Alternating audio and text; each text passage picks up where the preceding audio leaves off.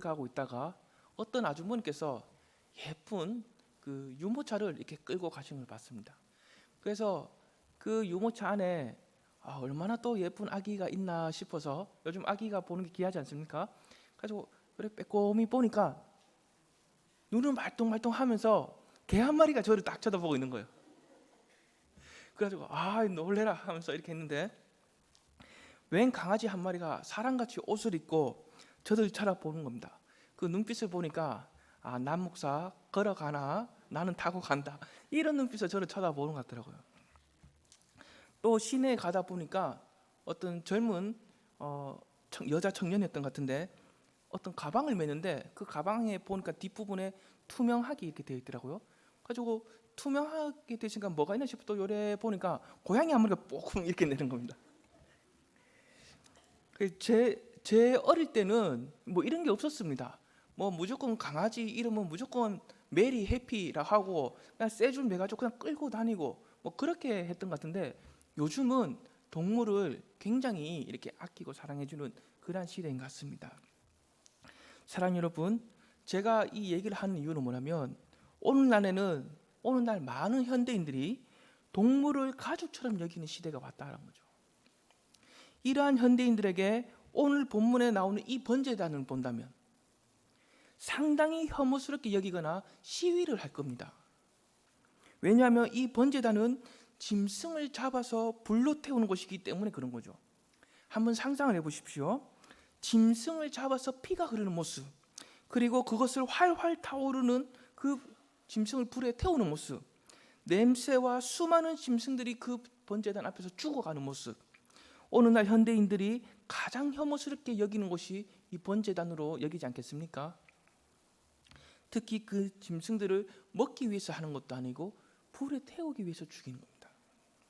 현대인들이 생각할 때 얼마나 이 번제단에서 하는 일들이 천박하고 야만스럽게 여기겠습니까? 오늘날 현대인들의 관점에 보면 이 번제단은 이해하기가 어려운 부분이 상당히 많은 겁니다. 하지만 우리 하나님께서는 이 번제단을 매우 중요하게 여겼다는 거죠. 이렇게 되면 어떤 일이 생기겠습니까? 현대인들이 하나님을 알아가고 이해함에 있어서 더욱 어려워집니다. 그렇다면 우리는 이렇게 질문을 해야겠죠. 하나님께서는 오늘날의 현대인들이 혐오스럽게 여기거나 전혀 이해하거나 받아들이기 어려운 이 번제단을 왜 만들라고 하셨는가? 번제단을 왜 중요하게 여기시는가? 이 질문을 우리가 해봐야 합니다. 이 질문의 답을 함께 살펴보면서 이 질문에 담긴 하나님의 크신 뜻을 우리가 함께 발견하고, 그래서 우리 모두에게 풍성한 은혜가 있기를 축복합니다. 사랑 여러분, 오늘 함께 읽은 이 말씀의 1절에서 8절까지는 번제단에 대한 말씀입니다. 또 9절에서 19절까지는 성막의 뜰에 대한 내용으로 되어 있거든요. 성막의 뜰에는 대표적으로 두 개의 기구를 볼 수 있습니다. 하나는 제사장들이 손과 발을 씻는 대야, 큰 대야, 물두멍입니다. 그리고 또 하나가 뭐냐 하면 오늘 본문에 나오고 있는 번제단이죠. 번제단은 성막 뜰에 있는 기구들 중에서 가장 큰 기구입니다.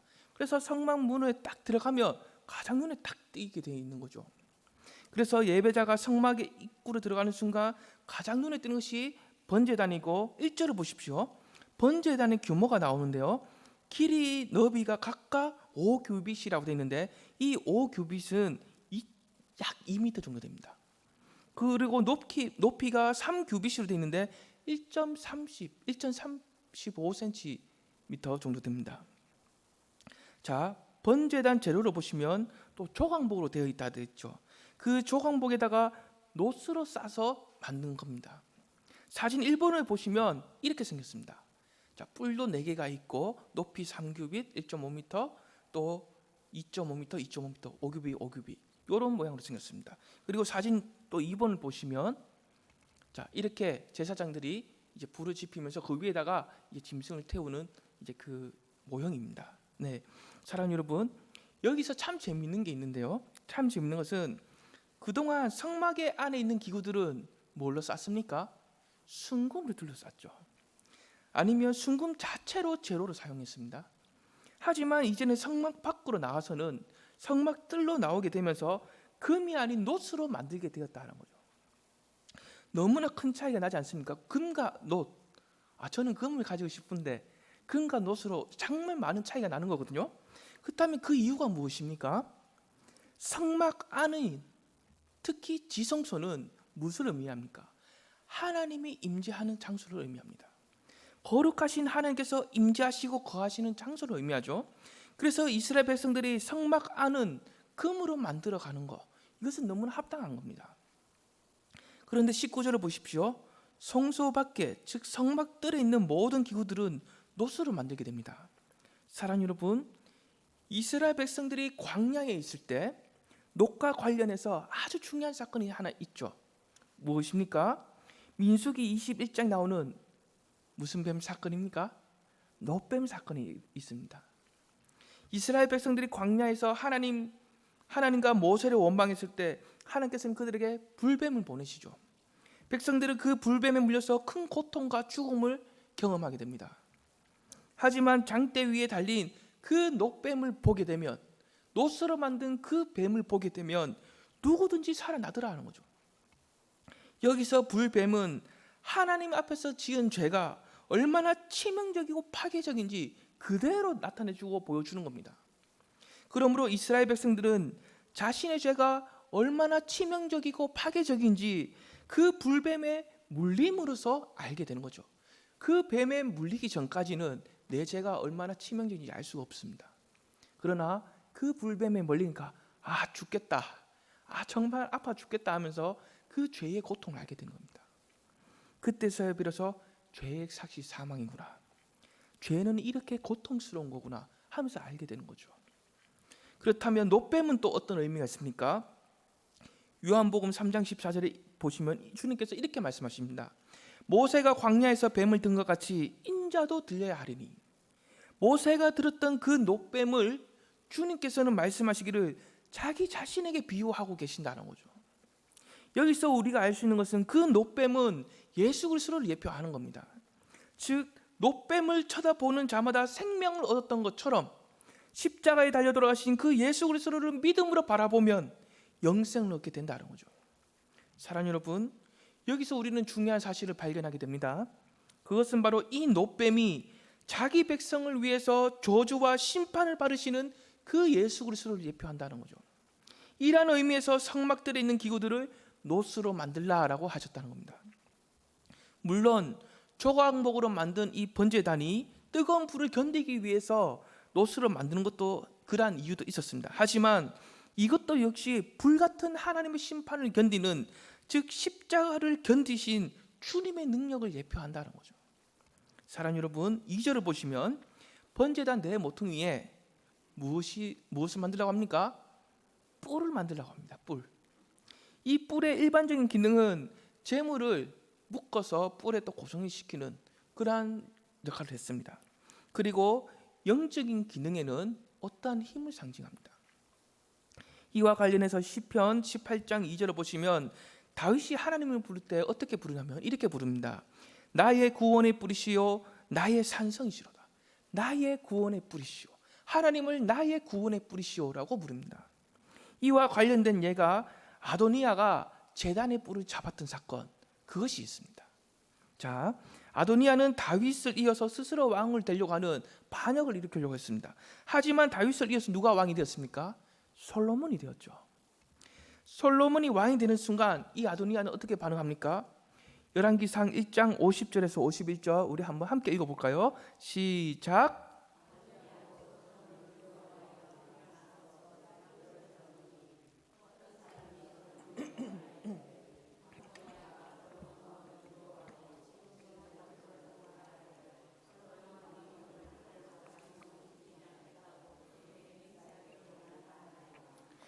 자, 아도니아가 무엇을 잡았습니까?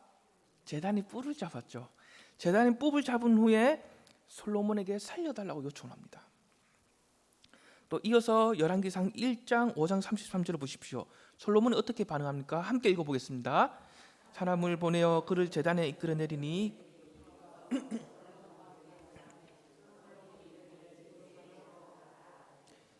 사랑하는 여러분, 솔로몬이 아도니아를 죽였습니까? 안 죽였습니다. 그 뿔을 잡고 그렇게 도움을 요청하니까 살려서 보내줍니다. 그 이유가 무엇입니까? 아도니아가 제단에 있는 그 뿔을 잡고 있다는 것은 구원의 뿔이신 하나님을 붙들고 있는 것과 같기 때문입니다. 그래서 솔로몬은 이 아도니아를 함부로 죽일 수가 없는 겁니다. 이러한 점에서 이 번제단은 구원을 받는 장소라고 할 수도 있겠죠. 사랑하는 여러분, 또 이제 계속해서 두 번째로 살펴볼 것은 성막의 뜰인데요. 9절부터 마지막 19절까지 내용은 성막의 뜰 또는 울타리에 관한 내용을 설명하고 있습니다. 18절을 보십시오. 성막을 둘러싸고 있는 울타리의 규모는 길이가 100규빗, 너비가 50규빗입니다. 이것을 제가 알아보니까 대략 300평에서 350평 정도 되는 넓이입니다. 상당히 넓죠. 그리고 이 울타리는 하얀 세마포장으로 되어 있는데 사진 3번을 보시면 이렇게 생겼습니다. 보시면 울타리가 있죠. 기둥 있는 사이에 하얗게 울타리가 쳐져 있는데 이 울타리에 하얗게 되어 있는 것이 세마포장입니다. 이것이 바로 이제 성막을 이제 치고 있는 울타리죠. 자, 참 재밌는 것은 이렇게 넓은 성막이 안으로 들어가는 문이 동편 중앙에 하나만 있습니다. 입구가. 지금 저기 입구 딱 하나만 있거든요. 이 넓은데 길을 잘못 들어가면 뺑뺑 돌아서 가야 되는 거죠. 문이 하나밖에 없다는 겁니다. 그 문의 너비는 20규빗으로 약 10m 정도 됩니다. 그리고 이 성막으로 들어가는 문은 성소의 휘장과 마찬가지로 흰 세마포에 보시면 입구가 조금 뭐 보라색인 것 같기도 하고 뭐 이렇게 파란색 같기도 하고 뭐 이렇죠. 색깔이 있죠. 그 부분이 청색, 자색, 홍색 실로 만든 그 동일한 너비, 약 10m로 동일한 너비로 장막으로 되어 있는 겁니다. 그게 문으로 되어 있는 거죠. 너비가 약 10m 되는 문에는 2m마다 그 입구에 기둥이 있고 또 이제 휘장이 쳐져 있는 겁니다. 사진 4를 보시면 또 이렇게 생겼죠. 한번 사진 4번 보여주겠습니다. 이렇게 이제 알록달록하게 화려하게 되어 있죠. 이렇게 기둥이 4개가 있고 그 사이에 또 이제 길이가 되어 있는 겁니다. 자, 사랑하는 여러분, 여기서 우리가 잠시 생각해 볼 게 있는데요. 성막의 문과 또 우리가 지난 시간에 배워왔던 성소와 지성소를 가리고 있는 그 휘장과 이게 비교를 해보면요, 차이점이 있습니다. 성막 안에 있는 지성소로 들어가는 문, 즉 휘장은 무엇이 새겨져 있습니까? 천사를 상징하는 그룹이 거기에 새겨져 있습니다.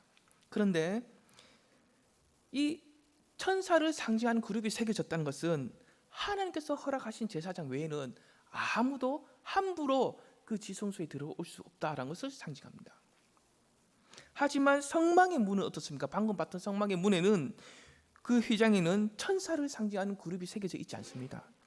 그 이유는 어느 누구든지 어떠한 죄인이든지 모든 죄인이 자유롭게 이 성막 안으로 들어올 수 있는 그 은혜의 기회를 주시기 위해서 그런 겁니다. 사랑하는 여러분, 성막 동쪽에 하나뿐인 그 문을 통해서 성막의 뜰로 들어가게 되면 사람이 가장 먼저 마주하게 된 게 뭐라고 했습니까? 큰 거, 번제단입니다. 번제단을 마주하게 되는데 이 번제단을 한번 상상해 보십시오. 번제단에서 끊임없이 불이 타오르고 있고 연기가 피어오르고 있고 또한 곳곳에 짐승의 피들이 뿌려져 있습니다. 아무리 혐오스럽고 불쾌하고 잔인하게 보인다 할지라도 이 번제단을 통과하지 않으면 죄사함과 구원이 없는 겁니다. 또한 하나님을 만날 수 있는 그 길도 없는 겁니다. 참 다행인 것은 어느 누구든지 어떠한 죄인이든지 모든 죄인이 그 문을 통해서 들어올 수 있도록 이 번제단 앞으로 나올 수 있도록 하나님께서 은혜의 기회를 주셨다는 거죠. 이것이 바로 무엇입니까? 기쁜 소식, 즉 복음입니다. 사랑하는 여러분, 죄인이 번제단 앞에 서서 하나님께 바칠 짐승을 안수하게 되면 자신의 죄는 그 짐승에게 전가가 됩니다. 그래서 죄인은 그 짐승이 피 흘려 죽음으로써 자신의 죄로 인해 자신이 죽어야 마땅하다는 것을 이 짐승이 죽는 것을 통해서 간접적으로 경험하게 되는 거죠. 즉 피 흘림 없이는 죄 사함이 없다라는 것과 죄의 삭은 죽음이라는 것, 이 사실을 구약 시대의 백성들은 일상생활 속에서 그렇게 경험하게 되는 겁니다. 여기서 우리는 어떤 진리를 발견하게 됩니까? 이 번제단과 성막 안으로 들어갈 수 있는 그 유일한 문, 하나인 그 문은 주님의 십자가를 예표하고 있다는 거죠. 그렇다면 어떤 부분에서 그렇습니까? 첫째로 주님께서는 우리를 위한 희생의 제물이 되셔서 십자가라는 그 제단에서 피를 흘리실 뿐만 아니라 쏟아 부으셨다는 겁니다. 즉 죄인인 우리를 대신해서 하나님의 심판과 저주를 우리를 대신해서 다 받아주셨다는 거죠. 둘째는 성막 안으로 들어가서 하나님을 만날 수 있는 문이 유일하게 하나였던 것처럼 어느 날 우리가 하나님께로 나아가서 하나님을 만날 수 있는 그 유일한 문은 성막 안으로 들어갈 수 있는 그 문처럼 역할을 하는 그 문은 오직 예수 그리스도를 통해서만, 그의 피 흘리심을 통해서만 어떠한 죄인이라도 하나님의 임재와 만남이 있는 자리로 나아갈 수 있게 되었다는 거죠. 예수 그리스도만이 그 유일한 길과 문이 되신다는 겁니다. 사랑하는 여러분, 구약의 백성들은 희생 제물이 없는 제사는 생각하기도 어렵습니다. 반드시 하나님께 나아가기 위해서는 이 희생의 제물이 있어야 됩니다. 그들은 번제단에서 희생 제물을 바치는 제사를 통해 하나님의 심판과 자신의 죽음을 경험하게 됩니다. 간접적으로 경험하는 거죠. 동시에 제사함을 받아 구원을 받게 되는, 또한 다시 살아나게 되는 그 은혜로 경험을 하게 됩니다. 그래서 구약의 백성들이 비록 자신들이 죄인이라 할지라도 성막 앞으로 나아가는 것을 사모하게 되는 거죠. 사랑하는 여러분, 오늘날 우리도 마찬가지입니다. 죄가 없으신 주님께서는 죄인된 우리를 위하여 단번에 죽으셨다는 거죠. 우리는 희생제물이 되어주신 주님을 믿음으로 의지하여서 예배 자리로 나아가야 합니다. 다시 말하자면 죄인인 우리는 하나님의 심판과 저주를 받아서 마땅히 죽어야 하지만, 그럼에도 불구하고 주님께서 행하신 그 십자가의 사역을 믿음으로 의지해서 다시 살아나게 하시는 그 은혜와 긍휼을 경험하게 되는 것, 이것이 이루어지는 자리가 이 예배의 자리고, 또한 오늘날 우리가 예배를 사모해야 하는 핵심적인 이유다라는 거죠. 사랑하는 여러분, 우리가 주님을 믿는다라고 할 때 그것을 다르게 표현해 보면, 오늘 이 말씀을 통해서 다르게 표현해 보면, 마치 구약의 백성들이 짐승에게 안수해서 자신의 죄를 전가시켰던 것처럼 우리는 어떻습니까? 우리는 우리의 죄를 주님께 전가하고 주님의 어려우심은 우리에게 전가가 되는 겁니다. 그래서 우리가 예배를 드리면서 하나님의 임재와 만남을 경험하기 위해, 또한 방황하고 침체된 영혼이 하나님을 만나서 다시 새롭게 되기 위해서는 그 유일한 방법은 주님의 십자가를 붙드는 것, 그 십자가를 믿는 겁니다. 사랑하는 여러분, 많은 사람들이 착각하는 것이 있습니다. 그것은 바로 예배 자리에 내가 앉아 있으면 나오기만 하면 된다고 생각하는 것이 착각입니다. 그것은 바로 이렇게 되는 것은 잘못된 거라는 거죠. 그렇지 않습니다. 우리가 예배 자리에 나오더라도 주님을 믿고 의지하는 그 마음으로 나와야 된다는 거죠. 그렇지 않으면 그 이상도 될 수가 없고 그 이하도 될 수가 없는 겁니다. 더 깊은 은혜로 하나님께서 부어주신 그 더 깊은 은혜 속으로도 우리는 들어갈 수가 없는 겁니다. 다시 새롭게 하는 은혜도 경험할 수가 없는 거죠.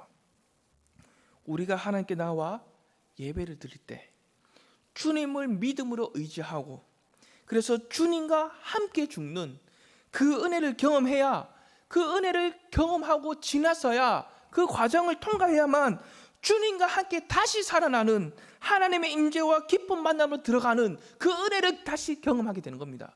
내가 죽는 경험을 예배를 통해서 해야지만 다시 살아나는 은혜도 경험하게 되는 거죠.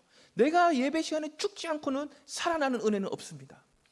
더 나아가서 나에게 어느 누가 예배를 강요하지 않아도 그 은혜의 맛을 내가 경험하고 알았기 때문에, 그 은혜의 경험을 잊을 수가 없기 때문에 그 예배를 사모할 수밖에 없는 겁니다. 사랑하는 여러분, 구약의 백성들이 하나님께 나와 제사를 드리고, 그래서 하나님의 임재와 만남을 경험할 뿐만 아니라 속죄와 구원을 얻는 것, 이 일을 위해서 성막의 문을 지나 번제단에 있는 그 뜰에 서는 것, 이것은 그들이 마음대로 한다고 해서 되었던 것이 아니라 그를 택하시고 인도하시는 하나님의 은혜였다는 겁니다. 이와 관련해서 시편 65편 4절에는 이렇게 기록합니다. 주께서 택하시고 가까이 오게 하사, 주께서 택하시고 가까이 오게 하사 주의 뜰에 살게 하신 사람은 복이 있나이다. 주의 뜰에 살게 하신 사람은 복이 있나이다. 사랑하는 여러분, 오늘날 우리가 주님을 믿고 또한 이 예배 자리에 나오게 된 것은 주께서 우리를 택하시고 가까이 오게 하시는 그 은혜를 베풀어 주셨기 때문이죠. 이러한 관점을 볼 때 우리는 이미 이 땅에서 하나님의 은혜 속에서 살아가고 있다는 것을 믿고 확신해야 합니다. 그렇다면 우리는 이제 어떻게 하나님께 나아가서 반응해야 합니까? 시편 100편 4절을 보시면 이렇게 기록하고 있습니다. 함께 읽어보겠습니다.